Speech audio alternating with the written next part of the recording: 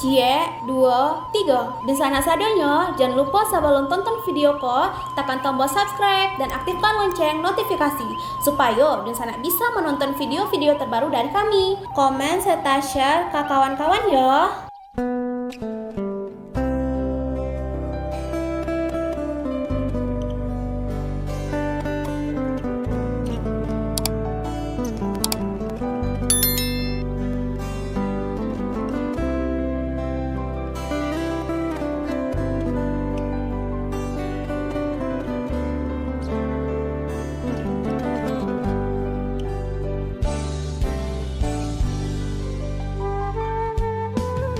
Halo Dunsana Kabar Rantau, kali ini kita akan membahas tentang kisah Syekh Yasin Al-Fadani, ulama keturunan Padang yang dijuluki Musnid Dunia. Yuk ditonton videonya sampai selesai, dan sebelum itu jangan lupa untuk subscribe, like, komen, dan aktifkan notifikasi agar Dunsanak tidak ketinggalan dengan video-video terbaru kami.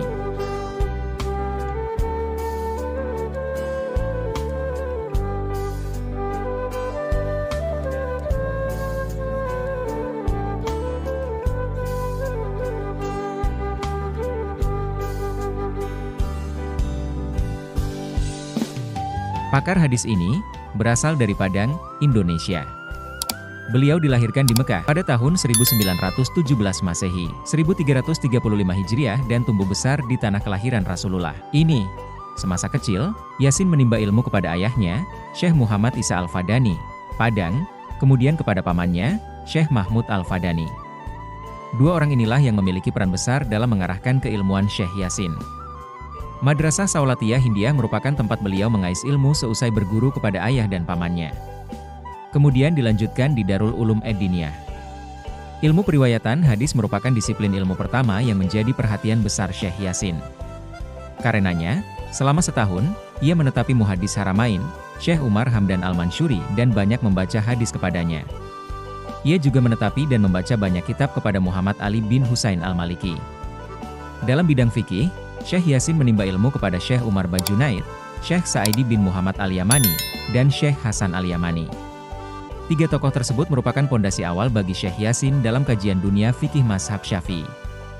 Tidak hanya itu, Syekh Yasin belajar beberapa disiplin ilmu kepada banyak ulama, di antaranya bidang ilmu usul fikih kepada Muhsin bin Ali Al-Musawi Al-Makki, Palembang, Abdullah Muhammad Ghazi Al-Makki, pakar sejarah, Ibrahim bin Dawud Al-Gatani Al-Makki, pakar bahasa dan sastra, Sayyid Alawi bin Abbas Al-Maliki Al-Makki, Al-Mukri, Syihabuddin Ahmad Al-Muhalalati As-Syami Al-Makki, Sayyid Muhammad bin Umayyah Al-Qutbi Al-Makki, Al-Muamir Halifah bin Hamad An-Nabhani Al-Makki, Ubaidullah Asindi Ad-Dinawi di Masjidil Haram, Ali Al-Banjari, Kiai Bakir, Jogja, dan sederet ulama-ulama lainnya.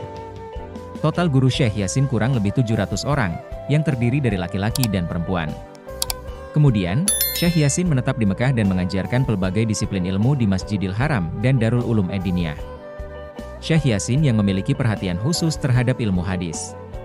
Pada setiap bulan Ramadan, selama kurang lebih 15 tahun, rutin membacakan Al-Kutub As-Sittah dan mengijazahkannya kepada orang-orang yang hadir. Syekh Yasin juga termasuk ulama yang produktif. Tercatat beliau telah menulis kurang lebih 60 karya, di antaranya yang cukup fenomenal adalah Ad-Durrul Mandud fi Syarhi Sunan Abi Dawud dengan ukuran besar, 20 jilid, Bughyatul Mustaqsyar Lumah, Abi Ishaq, 2 jilid, dan Fathul Alam Syarh Bulughil Maram, 4 jilid. Atas kealiman dan produktivitasnya dalam mengarang kitab ini, Syekh Yasin banyak menuai pujian dari sejumlah ulama tingkat dunia, terutama murid-muridnya yang pernah mengaji langsung kepada beliau. Tak jarang di antara mereka yang mengarang syair khusus berisi pujian-pujian atas kehebatan Syekh Yasin. Syekh Ali Juma menyebut Syekh Yasin sebagai Musnidud Dunya, sementara Sayyid Segaf bin Muhammad As-Segaf menjuluki beliau sebagai Suyutiyu Zamanihi. Pada 21 Juli 1990, dunia Islam kehilangan sosok ulama terbaiknya. Beliau adalah Syekh Muhammad Yasin Bisaisa Al-Fadani Al-Makki, atau yang dikenal dengan Syekh Yasin Padang. Syekh Yasin Padang adalah seorang ulama besar dunia Islam dalam bidang hadits dan sanad. Pada abad ke-20, sosok Syekh Yasin Padang adalah satu-satunya ulama dunia Islam yang memiliki mata rantai sanad keilmuan dalam pelbagai bidang dan jalur periwayatan yang menyambung kepada para ulama besar dunia Islam generasi sebelumnya yang paling lengkap dan paling luhur.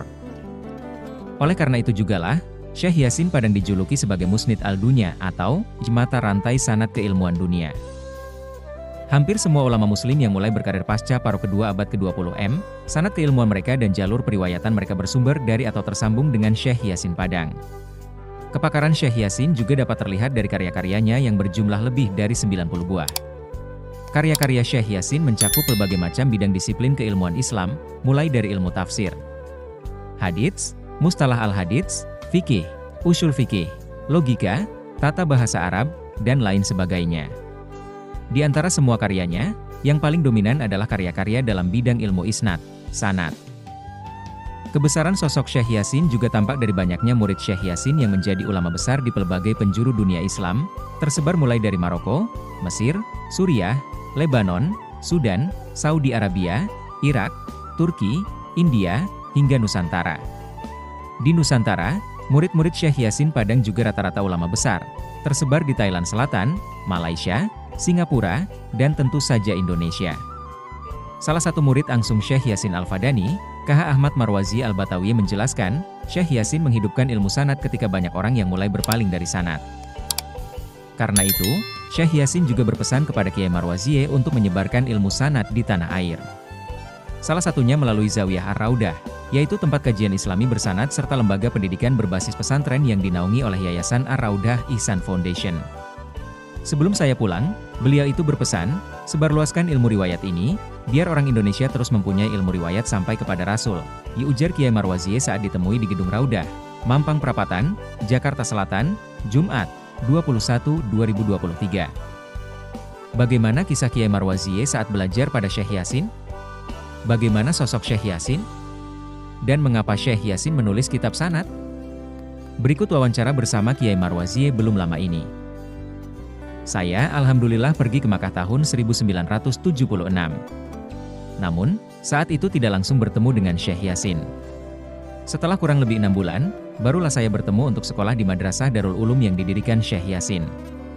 Saya pertama kali bertemu beliau pada hari Eid. Karena, pada hari itu biasanya mukimin dari Jakarta, Kalimantan dan daerah lainnya datang ke tempat Syekh Yasin untuk sowan lebaran. Biasanya di dalam sowan itu, Syekh Yasin juga akan membacakan hadits hari Eid. Pada 1977, kemudian ada seorang ulama Betawi bernama KH Abdur Razak bin Makmun, cucu guru Mugni, yang ziarah ke Makkah. Beliau termasuk salah satu pendiri yayasan Raudatul Muta'alimin ini. Kiai Abdur Razak ini adalah temannya Syekh Yasin saat sekolah bareng di Madrasah Al-Syaulatiyah Al-Hindiyah. Kemudian saya ikut beliau dan menjadi dekat dengan Syekh Yasin. Pada 1978 barulah saya mulai intens mengaji kepada Syekh Muhammad Yasin Al-Fadani. Di luar sekolah itu, biasanya saya juga datang habis asyar dan mengaji malam. Di rumahnya, Syekh Yasin memberikan arahan kepada saya dan murid-muridnya yang lain. Syekh Yasin merupakan sosok yang sangat sederhana. Jika Syekh Yasin di depan kita tidak mungkin menyangka itu adalah Syekh Yasin. Ketika banyak orang yang datang ke rumahnya, beliau biasanya lagi menjaga warung. Tapi, di warung itu beliau juga menulis kitab. Dalam gambaran banyak orang, Syekh Yasin mungkin mempunyai nama besar dan hebat. Tapi, kalau melihat penampilannya, beliau benar-benar kayak kita dan low profile. Beliau biasanya hanya pakai kaos oblong, pakai peci putih atau kupluk. Kecuali kalau ada tamu besar, beliau akan berpakaian rapi. Tapi kalau di rumah, ya sudah kayak seperti itu saja. Beliau selaku sorogan. Jadi, ketika ada 5 orang datang, mereka misalnya akan membaca hadits Ibnu Majah di depan hadapan beliau. Sedangkan kalau halaqah khususnya, karena saya tinggal di rumah beliau bersama 2 teman saya, biasanya kita akan membawa kitab dan pergi langsung ke Syekh Yasin. Kemudian, kita akan membaca secara bergantian. Kemudian, setiap malam Rabu biasanya akan banyak orang yang datang mengaji bisa sampai 50 orang dan ruangannya penuh karena kecil. Pada malam itu, biasanya kita membaca kitab Syahih Bukhari dan Syahih Muslim. Selain itu, beliau juga mempunyai majelis imlaq. Di majelis ini, beliau biasanya menyampaikan hadits dari buku karangannya ke semua muridnya yang sekolah di Darul Ulum dan juga banyak guru-guru dari luar, seperti Syekh Abdullah Al-Lahji dan Syekh Ismail Zain. Syekh Muhammad Alawi Maliki pun hadir dalam majelis imlaq. Jadi beliau menyampaikan hadits itu dari kitab Karanganta yang berjudul Bughyatul Murid min Ulum Al-Asanid. Sampai sekarang saya masih ada kitabnya. Saya akan turunkan insya Allah. Bantu doa supaya lebih cepat saya bisa turunkan ijazah-ijazah Syekh Yasin, sehingga bisa menjadi 2 jilid.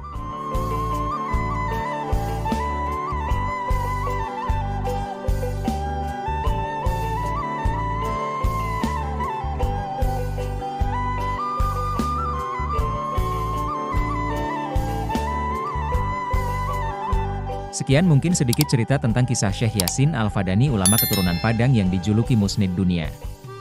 Semoga bisa menambah pengalaman dan ilmu teman-teman. Sampai bertemu lagi di video-video kami selanjutnya.